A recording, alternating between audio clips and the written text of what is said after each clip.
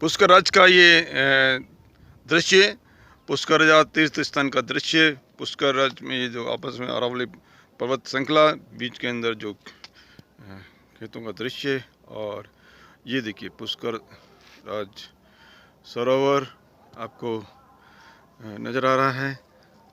ये लेटेस्ट सी पुष्कराज सरोवर, और ये पूरा दृश्य मैं आपको दिखा पा रहा हूँ।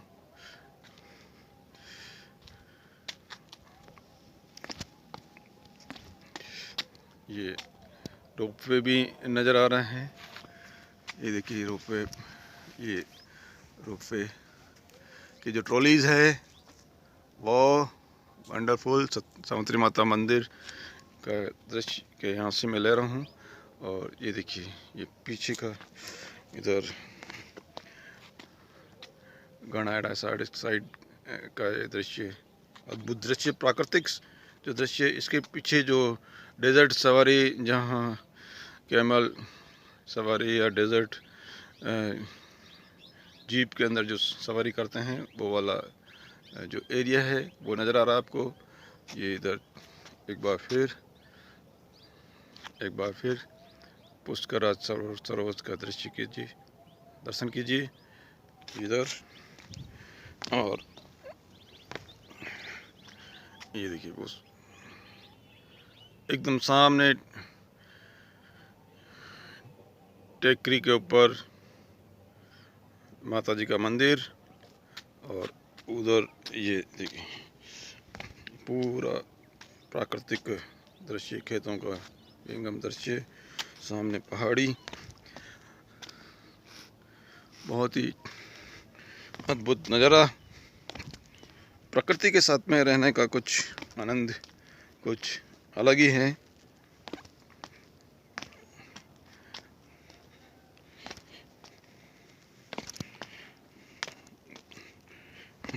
आप जितना प्रकृति से जुड़ाव रखोगे उतना ही आप ज़्यादा एनर्जेटिक, पॉजिटिव और स्वस्थ रह पाएंगे।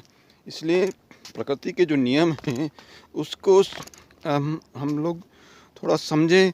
प्रकृति का जो नियम है, जो भी सारे हमारे जो भी प्रिंसिपल है, जो साइंस है, टेक्नोलॉजी है, उनका बेसिकली जो प्रिंसिपल है या सिद्धांत है वो ऑब्जर्वेशन के अनुसार है, अवेयरनेस के अनुसार है। अवेयर रह के और प्रकृति के प्रति अवेयरनेस, एक एक पार्ट को जो है, जितनी भी वनस्पति है, पेड़ पौधे हैं, वो उनका जो गतिविधियां हैं, और इसके अलावा जितने भी प्राणी हैं उनकी जो फिजियोलॉजी है, और जो भगवान ने जो सृष्टि ने जो तंत्र बनाया प्रकृति का, सूर्य का, जल थल नभ, उन सब से रिलेटेड करके ही आप यदि आप सोचेंगे और उसके अकॉर्डिंग ही आप यदि अपने आप को ढाल पाएंगे, वर्किंग कर पाएंगे, तो I think that is very आपका जो टारगेट है उसको अचीव कर पाएंगे, और हैप्पीली आप अपनी लाइफ को एंजॉय कर पाएंगे। ये जो थॉट है हम सबको रखना पड़ेगा कि प्रकृति के जुड़ाव। इसके अलावा समय समय पर हमको ऐसा टारगेट लेना पड़ेगा, स्ट्रेचफुल टारगेट। स्ट्रेचफुल टारगेट का मतलब है हमको बिना किसी प्लानिंग के अचानक ऐसा टारगेट लेना पड़ेगा कि जो टारगेट आपके लिए थोड़ा सा स्ट्रेचफुल हो, अचीवेबल हो। लेकिन आपका टारगेट, सपोज करो आप 2 किलोमीटर चलते हो, तो रोज़ाना आप 2 किलोमीटर चलते हो, लेकिन अचानक आप एक ऐसा टारगेट रख दीजिए कि मेरे को आज 10 किलोमीटर चलना है, और मान लीजिए किसी हिल के ऊपर जाके सीढ़ियाँ चढ़ना है। तो ये ऐसा ही टारगेट जो है मैंने मेरी लाइफ में ये अचानक लिया, और सावित्री माता मंदिर के जो दर्शन करके उसके बाद में वापस हम नीचे उतर रहे हैं। ये उतरते मैं वीडियो अपलोड कर रहा हूँ, आपको ये दृश्य मैं दिखा पा रहा हूँ। सावित्री माता मंदिर से उतरते ये प्रकृति का दृश्य देखिए। ये रोपवे, और ये देखिए ये बड़ी बड़ी चट्टानें, बड़ी बड़ी चट्टानें। अब प्रकृति का आप देखिए, कहीं चट्टानों का, पत्थरों का ये रूप होता है, कहीं एकदम, कहीं पर एकदम एकदम बहुत ही फिनिशिंग वाले पत्थर, और एकदम गोल जो पत्थर होते हैं, उनके अंदर डिफरेंट तरह की जो आकृतियाँ वो बन जाती हैं। तो ये प्रकृति का जो है वो अद्भुत वो एक स्ट्रक्चर है। हम इस स्ट्रक्चर को समझें और प्रकृति और परिस्थितियों के अनुकूल ढलने का प्रयास करें। जैसी भी परिस्थिति हो उसके अनुकूल अपने आप को ढाल जाएंगे, अपने आप को ढाल पाएंगे। तो हम कभी भी जो हमारे मन के अंदर कोई नेगेटिव थॉट वो आ नहीं पाएगा, और जो है हम बहुत ही हैप्पीली लाइफ और जी पाएंगे, बिना किसी स्ट्रेस के लाइफ जी पाएंगे। हम सबको बिना किसी स्ट्रेस के, हाँ यस, बिना किसी स्ट्रेस के स्ट्रेस्ड करके, स्ट्रेस और स्ट्रेस्ड लाइफ को स्ट्रेस्ड करना है, थोड़ा सा खींचना है। खींचने का मतलब, जैसे आप रबर को एक उसकी जो इलास्टिक लिमिट है वहाँ तक पूरा खींच सकते हो, तो आपको अपनी इलास्टिक लिमिट चेक करनी पड़ेगी।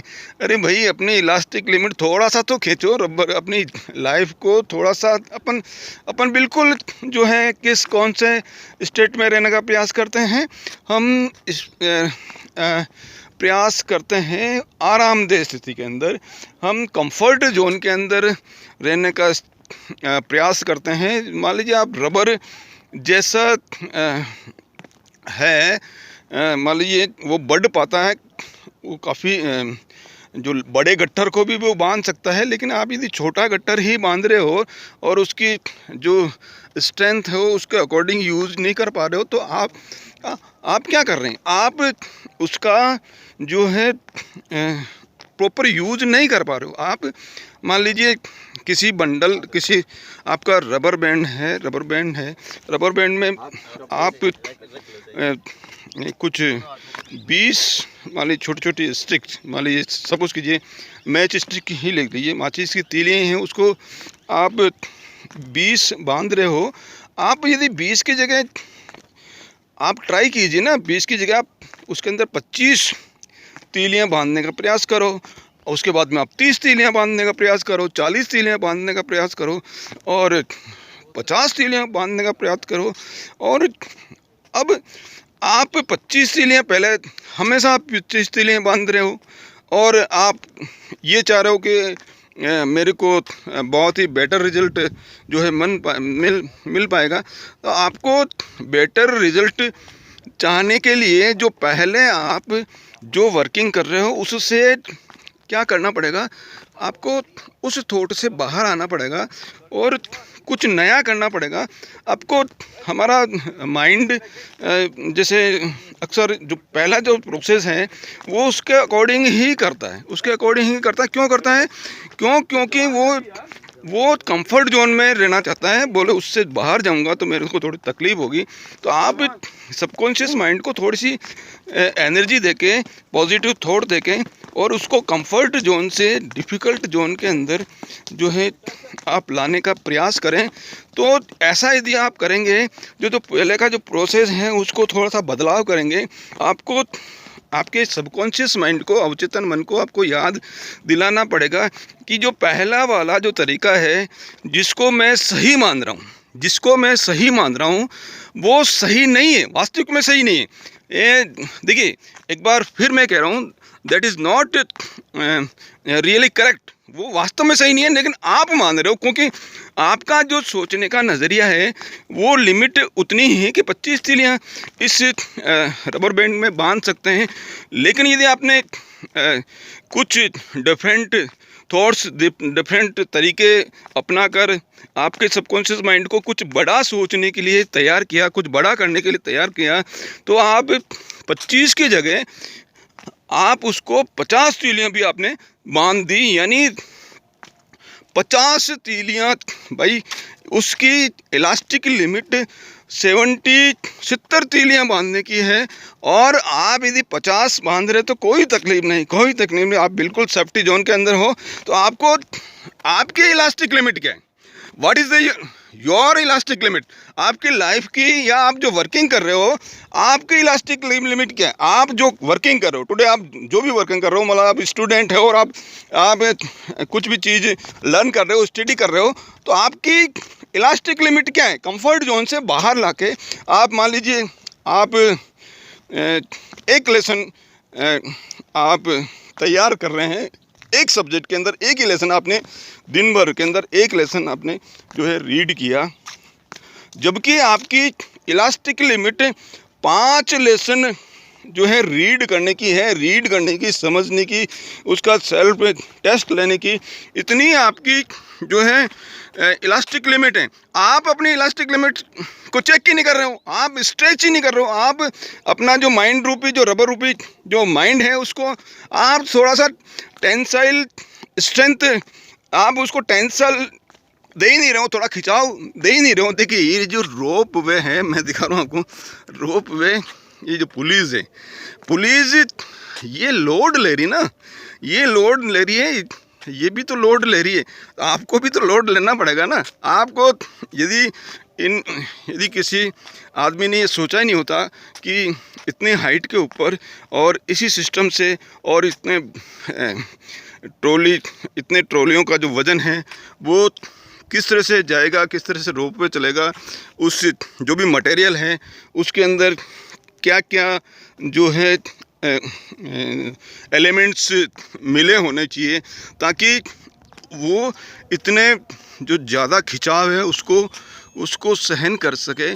तो ऐसा आप उस जिसने भी आविष्कार किया है, इंजीनियर्स है, उन्होंने अपने इलास्टिक लिमिट का प्रयोग किया ना, तो आप क्यों नहीं कर रहे हैं अपनी इलास्टिक लिमिट का, आप अपने इलास्टिक लिमिट का प्रयोग क्यों नहीं कर रहे। You have to use your elastic limit, और आप इलास्टिक लिमिट का प्रयोग कब करोगे, जब आप अवेयर रहोगे। इलास्टिक लिमिट का किसी भी काम को करने के लिए आप कब करोगे कि आपके अंदर, और पहले आप ऑब्जर्वेशन कीजिए, अवेयरनेस आपके अंदर आएगी तो आप ये देख पाएंगे कि मैं पहले आप सोचिए 25 तीलियाँ आप बांध रहे हो, तो आप इसके लिए पहले आप अवेयर रहना पड़ेगा, आपको तीलियाँ देखनी पड़ेगी, और उसके बाद में आपको थोड़ा सा उस डायरेक्शन में थोड़ा फोकस करना पड़ेगा। तीलियों के ऊपर, तीलियों का जो बंडल है उसके ऊपर आपको थोड़ा सा क्या फोकस करना पड़ेगा, अपनी नज़र आपको घुमानी पड़ेगी।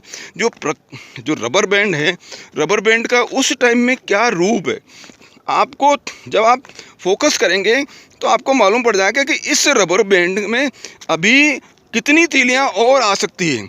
आपने 5 और डाली, फिर आपने देखा, आपने फिर 5 और डाली तो 25 की जगह जो है 10 और बढ़े तो 35 हो गई, फिर 5 डाली 40 हो गई। तो आपको अवेयरनेस, आपको उस जो बंडल है उसके ऊपर आप यदि रखोगे और आप ऑब्जर्वेशन करोगे तो क्या होगा, आपका जो टेंसल स्ट्रेंथ है वो आपको, या आपकी जो इलास्टिक लिमिट है उसको आप पहचान पाएंगे। ये देखिए, ये बंदर है, बंदर कितना उछल कूद जो है करते हैं। लेट अस सी, ये देखिए, ये बंदर कितना उछल कूद करते हैं, इनकी इलास्टिक लिमिट को ये पहचान पाते हैं। ये इलास्टिक लिमिट यदि ये नहीं पहचानेंगे तो क्या ये एक पेड़ से दूसरे पेड़ पे जा पाएंगे? नहीं जा पाएंगे। वो एक जो कुत्ता जैसे नहीं कूद सकता, इतने जंप के बहुत ज़्यादा जंप नहीं ले पाता है, लेकिन ये ले पाते हैं क्योंकि इनकी जो इलास्टिक लिमिट है वो ज़्यादा है। हर प्राणी की, हर वनस्पति की, हर जंतु की, हर जीव की, हर संसार के अंदर जो भी जो चीज़ है उस सब की कुछ न कुछ स्ट्रेंथ है, और लेकिन उस स्ट्रेंथ को पहचानने की आवश्यकता है। अब ये देखिए, ये गधे आ रहे हैं। अब इन गधों की, इनके स्ट्रेंथ क्या है?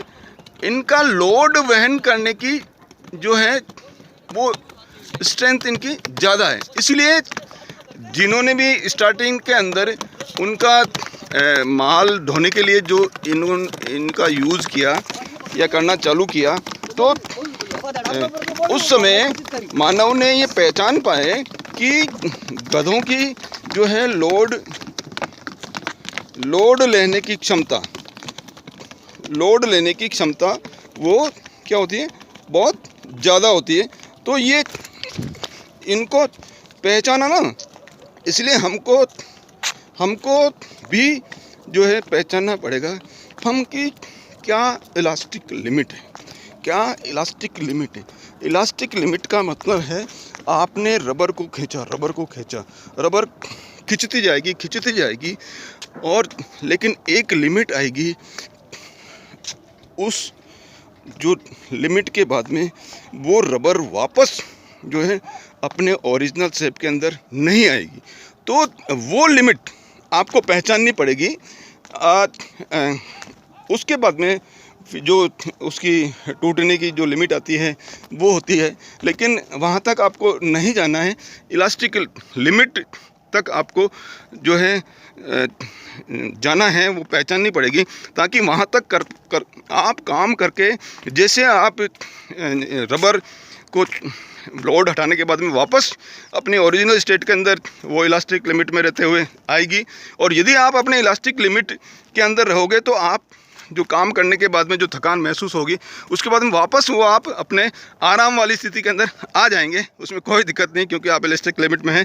आप अपनी इलास्टिक लिमिट को पहचान कर आप जो भी काम कर रहे हैं, जो भी वर्किंग कर रहे हैं, जो भी चाहे आप घर में खाना बना रहे हैं, चाहे आप घर का कोई भी दैनिक जो काम है वो आप कर रहे हैं, आप किसी ऑफिस के अंदर वर्किंग कर रहे हैं, किसी इंडस्ट्री के अंदर आप अपना कोई भी इंजीनियरिंग वर्क है, चाहे आप सुपरवाइज़र है, चाहे आप शॉप फ्लोर पे हो, चाहे आप किसी भी मार्केटिंग के अंदर हो, सेल्स के अंदर हो, या अकाउंट्स के अंदर हो, या आप एम्प्लॉयर हो, बिजनेसमैन हो, आप डायरेक्टर हो, प्रेसिडेंट हो, तो ये आपको अपनी हर डे आपको अपनी इलास्टिक जो लिमिट है उसको पहचान कर इलास्टिक लिमिट तक आप अपने काम करते रहें।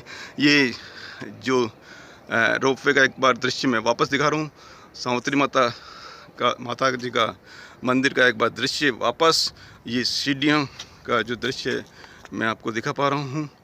और देखिए भक्तजन आ रहे हैं, ये दृश्य सामने अरावली पर्वत श्रृंखला और सूरज का जो रम्य दृश्य, पुष्कर राज का एक बार वापस पुष्कर सरोवर का ये दृश्य। आप सभी अपने लक्ष्य को आप हासिल कर पाएँ। पुष्कर राज की आप सभी पे कृपा बनी रहे। आप मेरे इस वीडियो में मेरे साथ बने रहें, उसके लिए बहुत बहुत धन्यवाद।